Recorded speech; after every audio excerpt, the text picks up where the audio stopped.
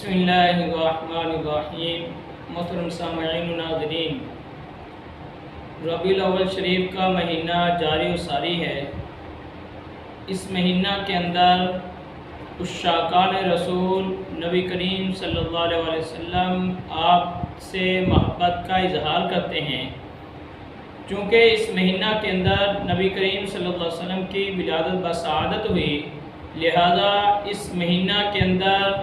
مختلف مقامات پر نبی کریم صلی اللہ علیہ وسلم آپ کے ذکر کی محافل کی جاتی ہیں۔ آپ سے محبت کے اظہار کے لیے مختلف مقامات پر جلوس نکالے جاتے ہیں۔ لوگ مختلف انداز سے نبی کریم صلی اللہ علیہ وسلم سے محبت کا اظہار کرتے ہیں۔ اس پر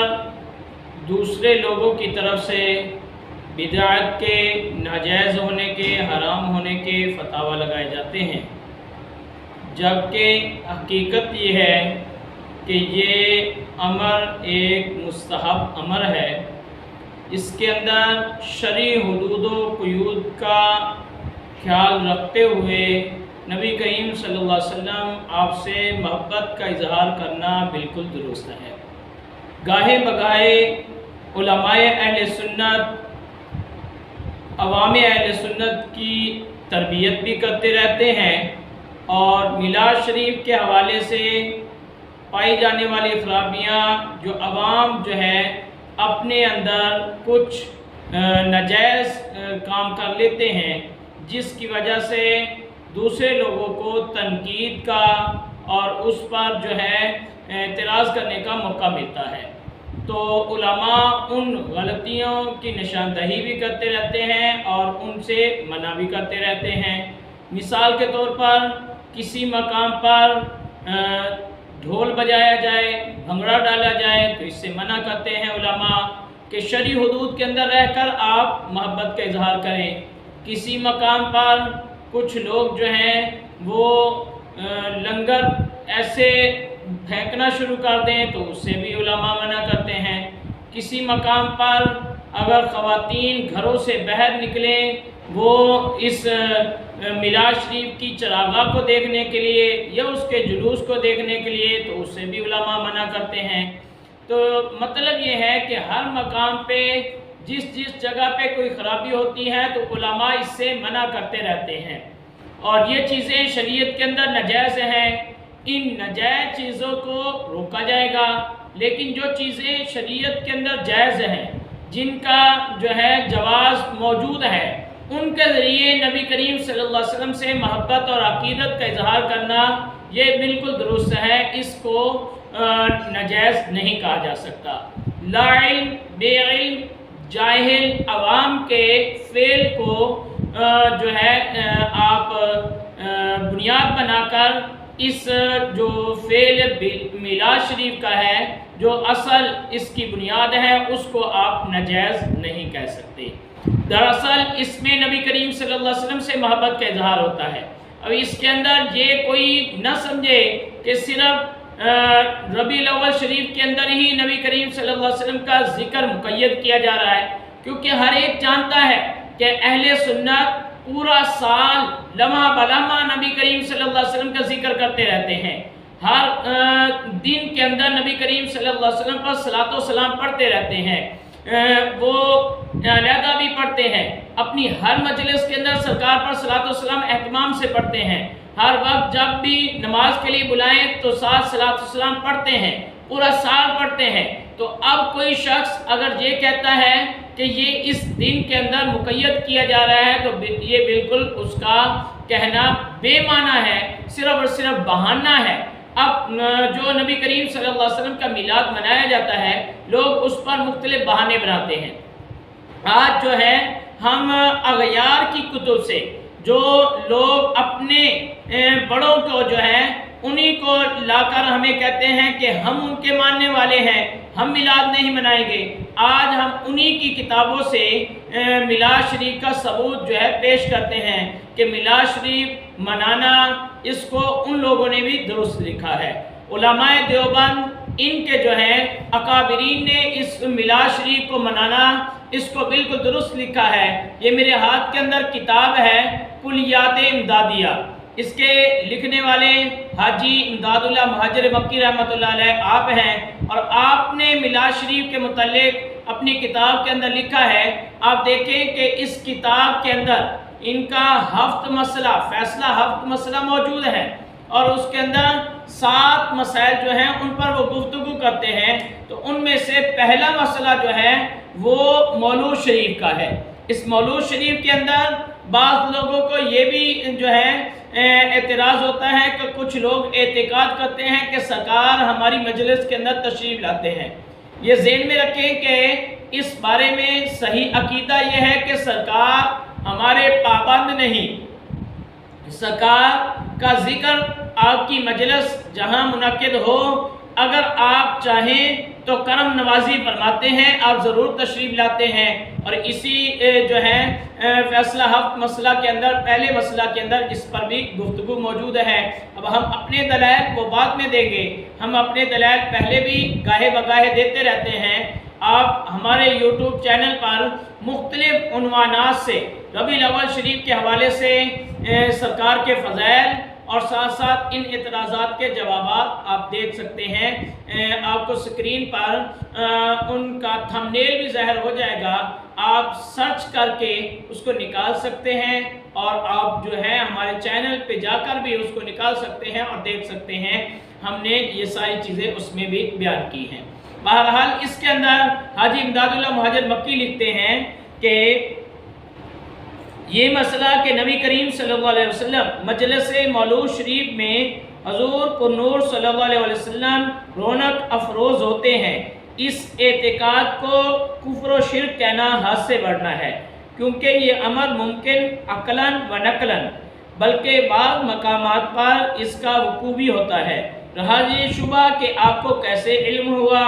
یا کئی جگہ پر کیسے ایک جگہ وقت میں تشریف فرما ہوئے، یہ ضعیف شبہ ہے۔ آپ کے علم و روحانیت کی وسعت جو دلائل نقلیہ و کشفیہ سے ثابت ہے، اس کے آگے یہ ادنا سی بات ہے، علاوہ اس کے اللہ کی قدرت و محل کلام نہیں۔ اور یہ بھی ہو سکتا ہے کہ اپنی جگہ تشریف رکھیں، درمیانی حجاب اٹھ جاویں، بہرحال ہر طرح یہ امر ممکن ہے۔ اب اس کے بعد میلاد شریف کے متعلق خود اپنا جو عقیدہ ہے، اپنا جو فعل ہے، عمل ہے، اس کو بیان کرتے ہیں کہ مشرف فقیر کا یہ ہے کہ محفل مولود میں شریک ہوں، بلکہ ذریعہ برکات سمجھ کر منعقد کرتا ہوں اور قیام میں لطف و لذت پاتا ہوں۔ قیام سے مراد کھڑے ہو کر نبی کریم صلی اللہ علیہ وسلم آپ پر درود و سلام پڑھنا۔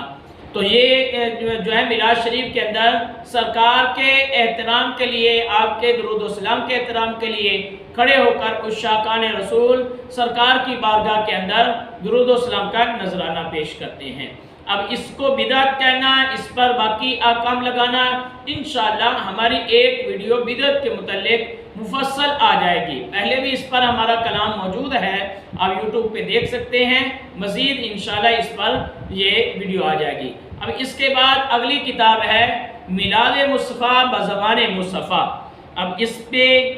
ٹائٹل پیج پہ لکھا ہوا ہے کہ میلاد مصطفیٰ صلی اللہ علیہ وسلم پر علماء اسلام، مشائخ عرب و عجم اور اکابر دیوبند کی مصدقہ عظیم الشان تحقیقی کتاب لاجواب تاریخی دستاویز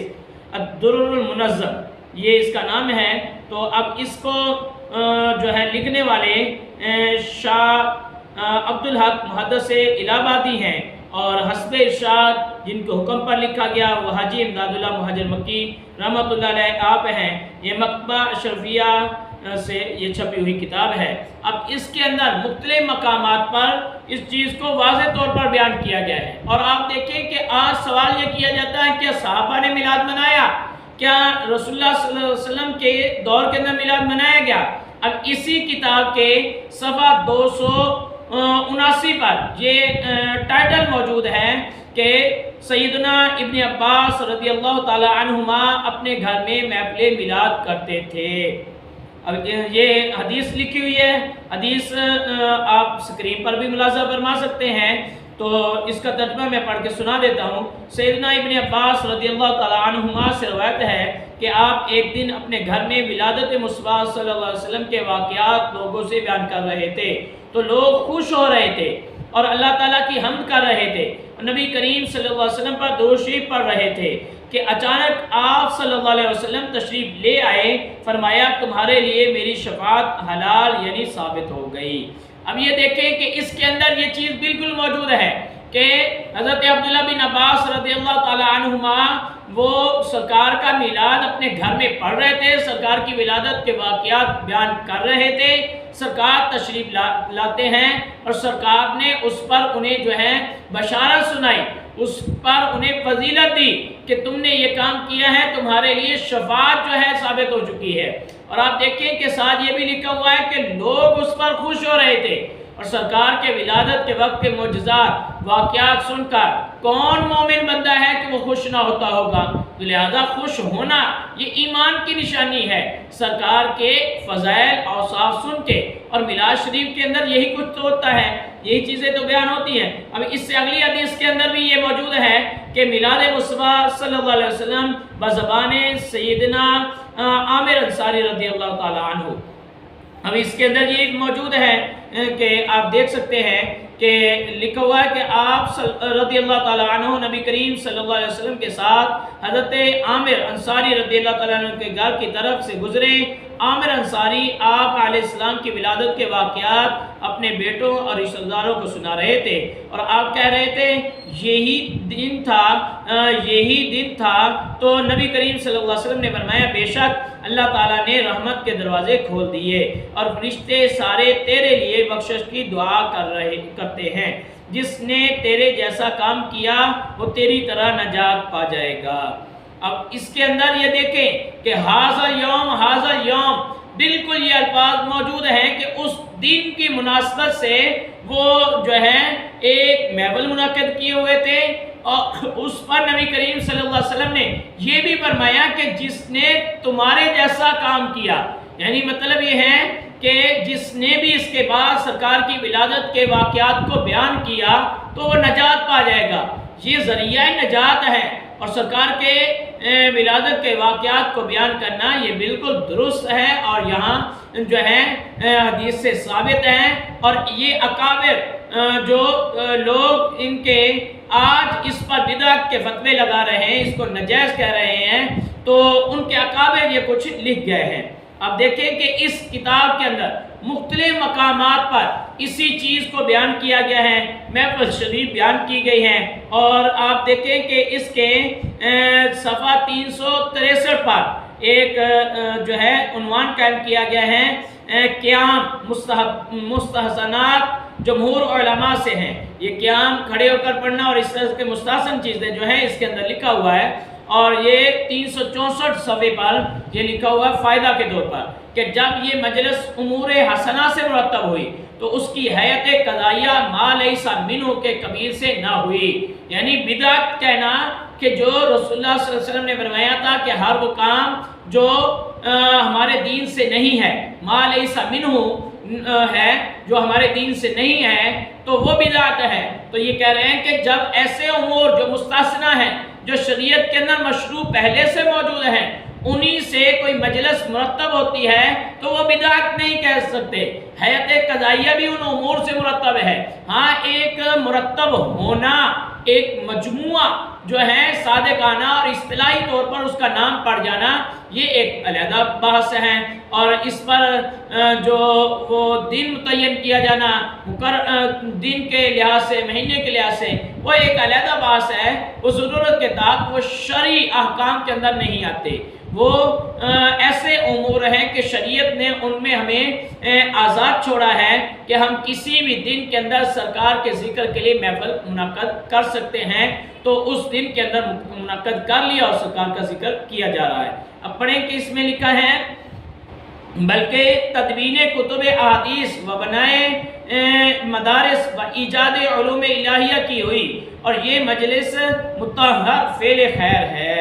اور اس کے بعد آگے لطیفہ لکھا ہوا ہے، یہ آپ خود ہی اس سے اندازہ لگا لیں، ہم لوگ جو ہے اس طرح کی مثالیں دیتے ہیں تو پھر جو ہے ان کا مذاق اڑایا جاتا ہے۔ اب لطیفے کے طور پر لکھا ہوا ہے کہ جب بریانی کا طباخ سامنے آتا ہے تو ہم لوگ اس کی حیات قضائیہ پر اعتراض نہیں کرتے، بلکہ جھٹ پٹ آستین چڑھا کر کلو من الطیبات میں داخل کر لیتے ہیں۔ پس مناسب معلوم ہوتا ہے کہ اس مجموعہ حسنات کو بھی معلوم صالحہ کے تحت میں داخل رکھیں۔ اب اس کے بعد اگلے صفحہ پر 365 صفحہ، اس پہ تنبیہ کے عنوان سے یہ چیز موجود ہے کہ مجلس مقدس مولود عبارت مجموعہ امور خیر ہے، یعنی امور خیر کے مجموعے کا نام یہ مجلس مولود شریف ہے۔ تو اب امور خیر ان کو بدعت کہنا، ان کو ناجائز کہنا، یہ بالکل درست نہیں ہے۔ مجلس مولود شریف یہ ان کی کتابوں کے اندر وہی چیزیں لکھی ہو جو ہمارے علماء آج بیان کرتے ہیں تو یہ مذاق اڑاتے ہیں اور بدعت کے نعرے لگاتے ہیں، فتوے لگاتے ہیں۔ اب دیکھیں کہ اس پر آگے بھی لکھا ہوا ہے، جیسا کہ کتب معتبرہ اس پر شاہد ہیں، اگر کوئی اپنی جہالت یا ہوائے نفسانی سے اس میں کچھ خرابی ملا دے تو اس شخص کے فعل کی وجہ سے یہ مجلس مقدس علی الاطلاق خراب نہ کہلائے گی۔ اب اس سے یہ چیز بالکل واضح ہو گئی۔ یہ جو بہانے بنائے جاتے ہیں کہ اس کے اندر یہ خرابی آ گئی، یہ خرابی آ گئی، لوگ اس طرح کرتے ہیں، لوگ اس طرح کرتے ہیں، تو وہ اس شخص کا ذاتی فعل ہوگا، وہ اس کا ذمہ دار خود ہوگا۔ دوسرے الفاظ میں اس کو روکا جائے گا کہ یہ فعل تیرا غلط ہے، نہ کہ ہم جو ہے اس عمل خیر کو منع کر دیں۔ یہ تو اسی طرح ہے کہ نبی کریم صلی اللہ علیہ وسلم کی آمد سے پہلے کفار مکہ وہ ننگے طواف کرتے تھے بیت اللہ شریف کا۔ اب جو ہے شریعت نے آ کر ان کا ننگا ہونا جو ان کا فعل تھا، جو غلط فعل تھا، اس کو ختم کیا، نہ کہ طواف کو بند کر دیا۔ اور اسی طرح آپ دیکھیں کہ کعبۃ اللہ کے اندر بت رکھے ہوئے تھے تو بتوں کو گرایا گیا، کعبۃ اللہ کو معاذ اللہ نہیں گرایا گیا۔ تو اب اسی طرح یہ مثال میں دیتا ہوں اس پہ کہ اگر میلاد شریف کے کسی بھی پروگرام کے اندر کوئی خرابی پائی جاتی ہے، کوئی عوامی شخص جہالت کی وجہ سے اس میں کرتا ہے، لاپرواہی کی وجہ سے کوئی فعل کرتا ہے جو غیر شرعی ہے، شریعت کے اندر اس کی اجازت نہیں، تو اس کو روکا جائے گا۔ مثال کے طور پر اگر آپ کے سر میں درد ہو تو آپ درد کو ختم کرنے کے لیے دوا دارو کریں گے، آپ دم کروائیں گے، تو آپ اس درد کا علاج کریں گے، نہ کہ آپ سر اڑا دیں گے۔ یہ بالکل حماقت ہوگی کہ سر میں درد تھا لہذا سر کو اڑا دو۔ تو اب اسی طرح میلاد شریف کے پروگرام کے اندر اگر کہیں کوئی خرابی ہے تو خرابی کو ختم کریں گے یا میلاد شریف پورے کا انکار کر دیں گے؟ یہ تو بالکل حماقت ہے، اور اس پہ لوگ فتویٰ بازی کر رہے ہیں، لوگ جو ہیں وہ میسج چلاتے ہیں، پوسٹیں کرتے ہیں، سوشل میڈیا بھرا پڑا ہے، سوالات بڑے بڑے ہیں، جبکہ جو امر شرعی طور پر جائز ہے، مستحب ہے، وہ درست رہے گا، جو شرعی طور پر ممنوع ہے وہ ممنوع رہے گا۔ میلاد کی وجہ سے ممنوع امر جائز نہیں ہوگا، اور اس ممنوع فعل کرنے کی وجہ سے جائز امر ممنوع نہیں ہوگا۔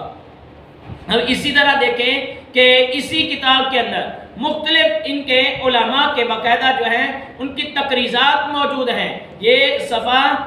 375 پر تقریر عبداللہ داماد قاسم نانوتوی، اس کی ایک لمبی تقریر اس کے اندر موجود ہے، جس کے اندر اس نے 376 صفحہ پہ یہ لکھا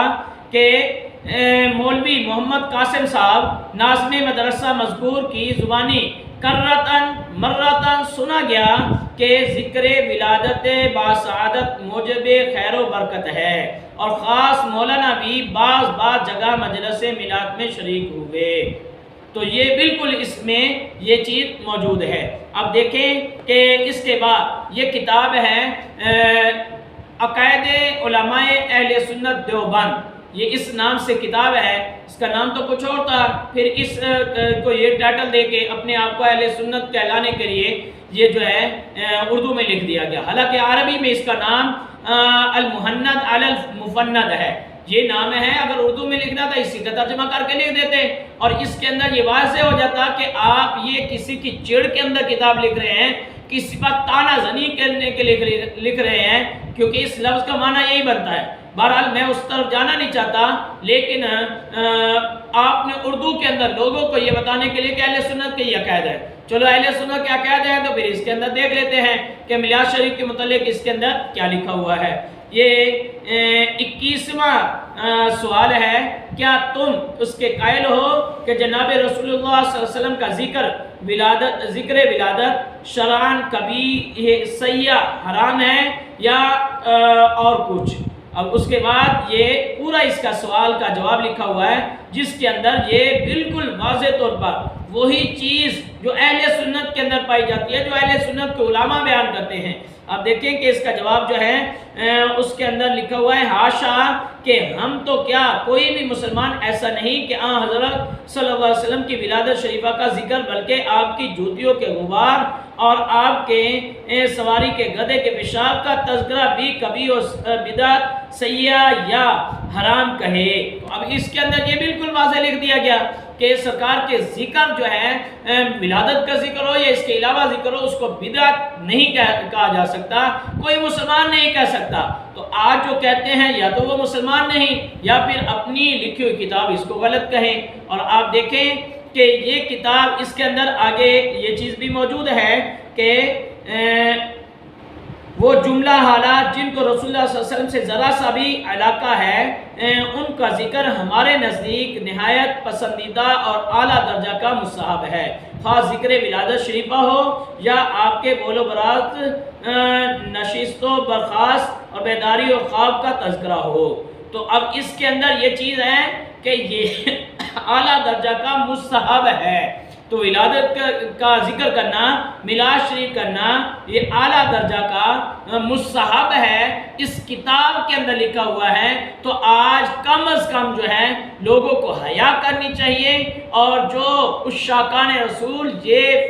کام کر رہے ہیں ان پر فتوے بازی نہیں کرنی چاہیے۔ سوالات کبھی صحابہ نے کیا، فلاں نے کیا، بہانے بنا کے، کبھی یہ تاریخ نہیں تھی، یہ تاریخ نہیں تھی، فلاں تھی، یہ بھی ابھی بات آ رہی ہے۔ سرکار کے ذکر کے لیے تاریخ کی محتاجی نہیں، اگر 12 ہے 12 کو کریں، 8 ہے 8 کو کریں، 9 ہے 9 کو کریں، جو دن آپ چاہیں کریں، سرکار کا ذکر پورا سال کریں، اس کے اندر کوئی پابندی نہیں ہے۔ اب اسی طرح ارواح ثلاثہ یہ کتاب ہے، اس کتاب کے اندر مختلف جگہ پر اسی چیز کا یہ ذکر موجود ہے کہ یہ ان کے اکابر جو ہیں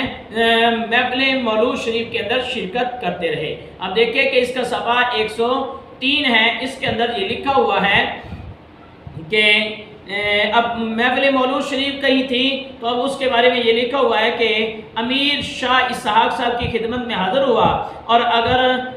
عرض کیا کہ میرے یہاں میلاد ہے، حضور بھی تشریف لائیں، اگر حضور تشریف لائیں گے تو میں ان عالم مولود خاں کو 700 روپے دوں گا، مگر نہ کچھ نہ دوں گا۔ اب اس کے اندر یہ موجود ہے کہ ان کے اکابر جن کو یہ اپنا اکابر سمجھتے ہیں، انہوں نے محفل مولود جو ہے اس کا اہتمام کیا، اس کی دعوت بھی دے رہے ہیں، اور مولود خاں خاص مقرر بھی کیے ہیں جن کو جو ہے ہدیہ نذرانہ جو بھی ان کے ہاں ہے اس کو دینے کے لیے بھی اس کا ذکر کر رہے ہیں۔ اور اسی طرح آگے جو ہے یہ بھی موجود ہے کہ ان کے ایک شاگرد نے جس کا نام غالباً عبد الرحمن تھا ذکر میلاد کروایا، اور اس نے بھی شاہ صاحب کو شرکت کی دعوت دی۔ اور اس کے اندر یہ بالکل واضح طور پر موجود ہے کہ میلاد جو ہے یہ بھی کرواتے رہے، اور اس کے اندر لوگ جو ہے شرکت بھی کرتے رہے اور اپنے اکابر کو دعوت بھی دیتے رہے۔ اب دیکھیں کہ اسی طرح صفحہ اس کا 246 ہے، اس پر حکایت نمبر 275 کے تحت یہ لکھا ہوا ہے، فرمایا کہ سیوہارا میں ایک جماعت میں جن میں مسئلہ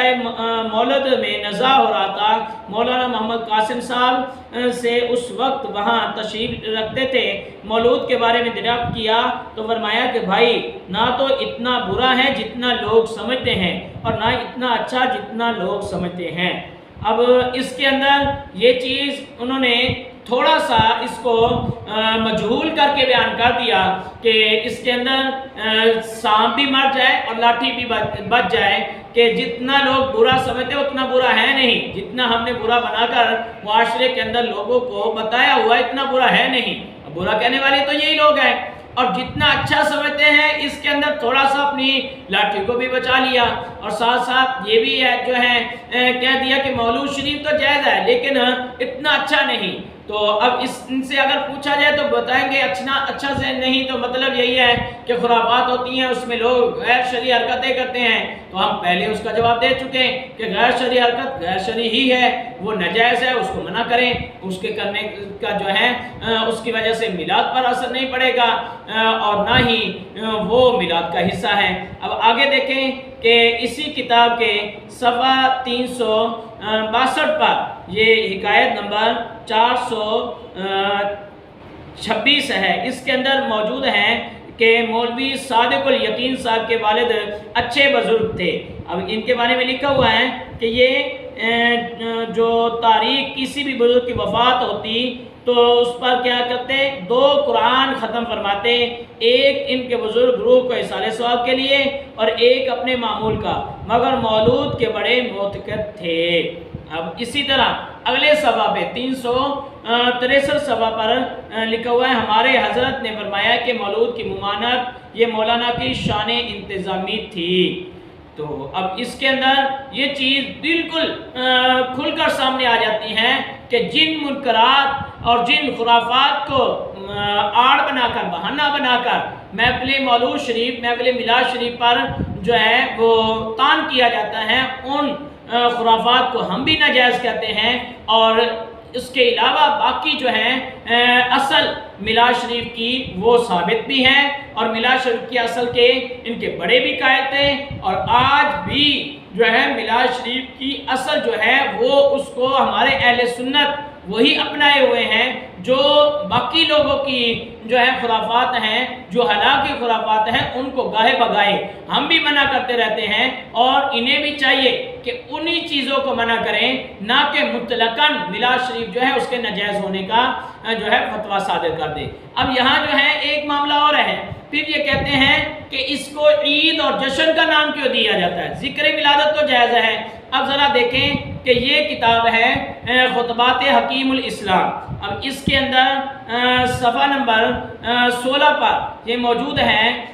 ایک خطبہ ہے، اس کے اندر لکھا ہوا ہے، اور وہ خطبے کی تمہید باندھتے ہوئے وہ کہتے ہیں کہ بزرگان محترم، یہ جلسہ جیسا کہ آپ کے علم میں ہے کہ جلسہ عید میلاد النبی، عید کا لفظ موجود ہے، غور سے دیکھیں، عید میلاد النبی صلی اللہ علیہ وسلم کے نام سے منعقد کیا گیا ہے۔ گویا اس کا موضوع یہ ہے کہ نبی کریم صلی اللہ علیہ وسلم کی ولادت بسعادت کا ذکر کیا جائے۔ اب اس سے یہ واضح ہوا کہ اگر عید کا نام بھی دیا جائے تو اس کا مقصد یہ ہوتا ہے کہ سرکار کی ولادت کا ذکر کیا جائے۔ عید شرعی جو ہے ہمیں کہا جاتا ہے کہ اس میں اسلام میں تو 2 عیدیں ہیں، تیسری کہاں سے آ گئی، اگر یہ عید ہے تو اس کی نماز نہیں ہے، خطبہ نہیں ہے، اس طرح کے سوالات کیے جاتے ہیں لوگوں کو جو ہے نا خواہ مخواہ الجھانے کے لیے، پریشان کرنے کے لیے۔ حالانکہ ہم اس کا جواب دے چکے ہیں، یوٹیوب پہ ہماری ایک ویڈیوز اس کے اوپر بھی موجود ہے کہ عید میلاد النبی عید کیسی ہے، تو اس کو دیکھا اور سنا جا سکتا ہے۔ تو بہرحال آگے اس میں لکھا ہوا ہے کہ ذکر کیا جائے اس لیے کہ حضور کی ولادت طیبہ کا ذکر حقیقتاً عین عبادت ہے۔ یہ ہمیں کہا جاتا ہے کہ اس کو دین بناتے ہو تو عبادت کہتے ہو، اور عبادت کہنا بدعت ہے۔ اگر آپ دنیاوی طور پر ویسے ایک پروگرام کے طور پر آپ کر لیں، عبادت کا درجہ نہ دیں تو بدعت نہیں۔ یہاں عبادت کا لفظ بھی لکھا ہوا ہے کہ سرکار کے میلاد کا ذکر عبادت ہے، اور ہم بھی اسے عبادت کہتے ہیں، اور جو چیز اضافی ہے جو اس عبادت کے لیے ذریعہ ہے وہ معین عبادت تو ہو سکتی ہے، عبادت کے اندر مددگار تو ہو سکتی ہے، تعاون کے طور پر تو ہو سکتی ہے، اصل عبادت تو سرکار کے ولادت کا ذکر ہے نا، اور یہ یہاں بھی لکھا ہوا ہے، اور اس پر ثواب بھی ہوگا۔ ابھی جو ہے ہم ثواب پر علیحدہ بھی گفتگو کرتے ہیں، اور اللہ کے نزدیک بڑی بھاری طاعت اور قربت ہے، اور سارے کمالات و برکات کا سر چشمہ ہے۔ اس لیے میلاد النبی کا تذکرہ ایک عظیم نعمت ہے جو مسلمانوں کو عطا کی گئی، اور خاص طور پہ اہل سنت کو عطا کی گئی۔ اہل سنت کے مقدر میں آئی یہ نعمت، اس کو ذکر کرنا اور اس کو بالکل ڈکے کی چوٹ پر اہل سنت بیان کرتے ہیں۔ اچھا، اس وقت میلاد نبوی ہی کے بارے میں چند کلمات آپ حضرات کی خدمت میں گزارش کروں گا، اور اسی مناسبت سے یہ چند آیتیں میں نے تلاوت کی ہیں جو آپ کے سامنے ابھی پڑھی گئی۔ اب اس میں وہ لکھیں گے اور ساتھ اگلے صفحے پہ سرکار کی ولادت کے تاریخ کے حوالے سے بھی یہاں یہ موجود ہے کہ 17 نمبر صفحہ ہے کہ 12 ربیع الاول کو ہمارے سامنے ظہور ہوا محمد بن عبداللہ کا، اور 40 برس کے بعد ظہور ہوا محمد رسول اللہ کا۔ تو اب اس کے اندر ہمارے سامنے یعنی دنیا میں سرکار کی تشریف آوری 12 ربیع الاول کو ہوئی، یہ بالکل اس کا بھی اقرار موجود ہے، اور سرکار کی بعثت یعنی اعلان نبوت جو اظہار نبوت ہے، سرکار کو تو اللہ تعالیٰ نے جو ہے حضرت آدم علیہ السلام ابھی تک پیدا نہیں ہوئے تھے تو نبوت کا تاج عطا کر دیا تھا، لیکن آپ کی نبوت کا اظہار وہ 40 سال کی عمر میں ہوتا ہے، تو اس کا بھی اس کے اندر ذکر موجود ہے۔ یہ فتاوی رشیدیہ ہے۔ اب اس کے اندر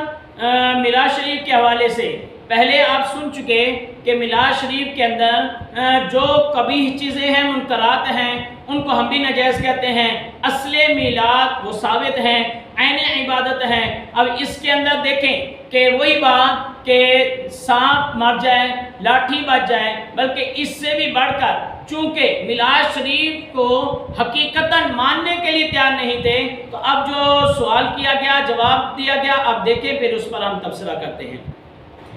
صفحہ نمبر 126 ہے، اس میں لکھا ہے، عنوان ہے محفل میلاد جس میں صحیح روایات پڑھی جائیں۔ اب اس کے بعد سوال ہے کہ محفل میلاد جس میں روایات صحیحہ پڑھی جاویں اور لاف و غضاف اور روایات موضوعہ اور کاذبہ نہ ہوں، شریک ہونا کیسا ہے؟ جواب ناجائز ہے بسبب اور وجوہ کے۔ اب اس کے اندر یہاں تک لکھ کے اب اس کے بعد آپ اندازہ لگائیں کہ میلاد شریف کے وہ مجلس جس کے اندر صحیح روایات پڑھی جائیں، پوچھنے والے نے یہ نہیں پوچھا کہ اس کے اندر کوئی غیر شرعی حرکات بھی ہیں یا نہیں ہیں، اس کے اندر جو ہے اس کے علاوہ بھی معاملات پائے جاتے ہیں یا نہیں پائے جاتے، لیکن چونکہ ضرورت ان کو یہ تھی کہ میلاد شریف جو عوام کے اندر رائج ہے، علماء اہل سنت اس کی تائید کرتے ہیں، وہ عوام اہل سنت اس کو جوش و خروش سے کرتے ہیں، اس کو ہم نے جائز نہیں کہنا، فوراً کہہ دیا ناجائز ہے، اور کچھ اور وجوہات ہیں ان کی وجہ سے ناجائز ہے۔ آپ اور وجوہات ناجائز کہیں، ان کو کیوں ناجائز کہتے ہیں؟ یہ جائز ہے اتنی حد تک جتنا پوچھا گیا، اس کے اندر کوئی ناجائز والی صورت نہیں ہے۔ اس کو ناجائز کہنا تھا، جو اندر کی چیز ہے وہ بالکل کھل کر سامنے آ گئی، اس کو سامنے لانا ضروری سمجھا گیا۔ اب اس پر یہ بحث ہوتی ہے کہ یہ میلاد شریف جو ہے یہ 12 ربیع الاول کو کیا جاتا ہے، 12 تو وفات ہیں، اور کچھ لوگ دعویٰ کرتے ہیں کہ آج سے کچھ سال پہلے تک یہ 12 وفات مشہور تھا، اس کو جشن ولادت کا نام دے دیا گیا۔ پہلے تو ہم یہ ثابت کر چکے کہ انہی کی کتابوں کے اندر لکھا ہے کہ میلاد عید میلاد النبی، عید جو ہے خوشی کا نام ہے، جشن خوشی کا نام ہے، ایک ہی چیز ہے، اس کو نام تو خود دے دیا عید کا۔ اب جو ہے یہاں اس مقام پہ آپ دیکھیں نشر الطیب ہے، اور نشر الطیب کے اندر یہ چیز موجود ہے، نبی کریم صلی اللہ علیہ وسلم آپ کے اس کے وفات کے حوالے سے، کہ آپ کی وفات جو ہے وہ نعمت ہے اور رحمت ہے۔ اب اس کے اندر لکھا ہوا ہے 12 ربیع الاول کو اگر وفات بنتی ہے، پہلے تو اس کے حاشیے کے اندر یہ چیز بھی موجود ہے کہ 12 جو ہے وہ وفات نہیں بنتی، یہ کسی صورت میں 12 والا جو ہے قول درست نہیں ہے۔ پھر بھی اگر درست بھی ہو تو آپ دیکھیں اس میں لکھا ہے کہ یہ فصل 27ویں ہے، وفات شریف سے آپ پر اور آپ کی امت پر نعمت و رحمت الہیہ کے تام اور کامل ہونے میں ہر چند کہ یہ واقعہ طبعاً و فطرتاً ایسا جاں فرسا و ہوش ربا ہے کہ اس کی نظیر دوسرا واقعہ ہوا اور نہ ہو، مگر آپ کی شان رحمت للعالمین ہونے کی ایسی مطلق ہے کہ اس واقعہ میں بھی اس کا ظہور بدرجہ اتم ہوا، یعنی یہ وفات بھی امت کے لیے مظہر رحمت الہیہ ہوئی، اور جب آپ سبب رحمت ہیں تو خود کس درجہ مورد رحمت ہوں گے، تو یہ وفات خود آپ کے لیے بھی نعمت عظمی ہوئی، یعنی نبی کریم صلی اللہ علیہ وسلم کے لیے یہ وفات نعمت عظمی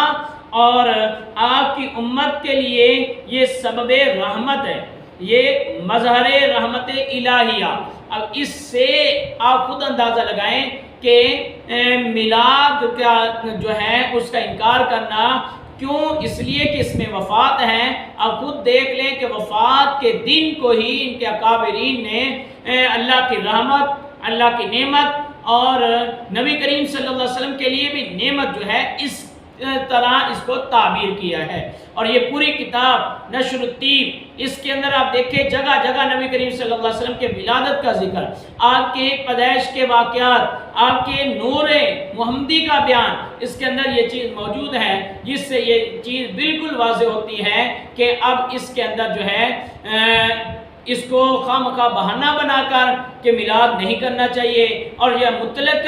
جو ہے فتویٰ صادر کر دینا یہ بالکل جائز نہیں ہے، بلکہ یہ کہنا پڑے گا، یہ لوگ فتویٰ دیں کہ میلاد شریف کی اصل ثابت ہے، اس کو منانا جائز ہے، اس کا ذکر جائز ہے، جو خرافات لوگ کرتے ہیں وہ خرافات ناجائز ہیں، ان کو روکا جائے۔ اب اس کے اندر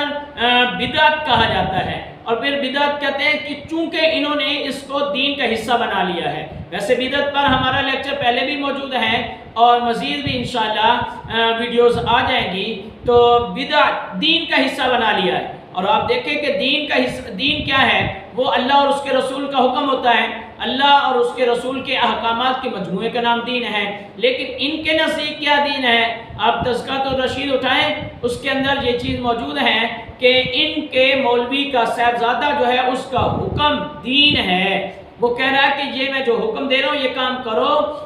اس کے اندر یہ دین ہے، دنیا نہیں ہے۔ اور اسی طرح پھر دوسرا سوال کیا جاتا ہے کہ اس پر ثواب ہونے کا جو آپ عقیدہ رکھیں گے کہ یہ عبادت ہے، اس پر ثواب ملے گا، تو پھر یہ بدعت ہوگا۔ تو آپ دیکھیں کہ ان کے ہاں ثواب کی کیا معیار مقرر ہے۔ اشر الثوانی دیکھیں، اس کے اندر یہ لکھا ہوا ہے کہ ان کے ایک مرید نے، شاگرد نے ان کے سامنے، ان کے جو مولانا اشرف علی تھانوی ہیں، ان کے سامنے یہ اظہار کیا کہ حضرت دل چاہتا ہے کہ کاش میں عورت ہوتا، آپ کے نکاح میں ہوتا۔